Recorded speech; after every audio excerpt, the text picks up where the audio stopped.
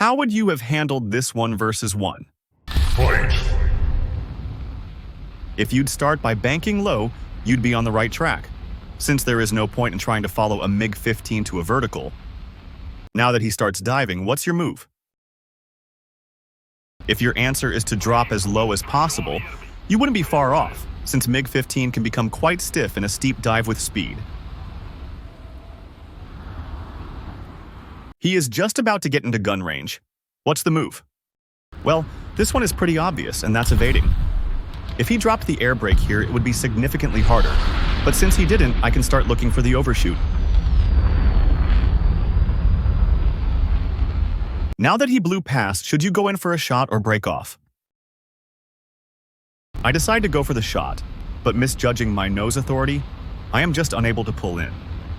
So breaking off would have possibly been smarter. Here, the MiG-15 can comfortably sustain its turn, while I am already very close to my stall speed.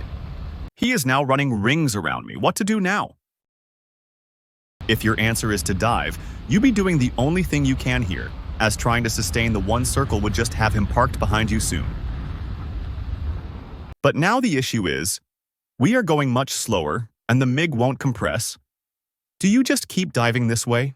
Well, since the ground is only a couple of 100 meters below, there is just enough room for us to roll 180 degrees and pull under, whereas the slower rolling MiG definitely can't directly follow. This will naturally lead to the rolling scissors. The thing is, the MiG's higher thrust will momentarily work against him here.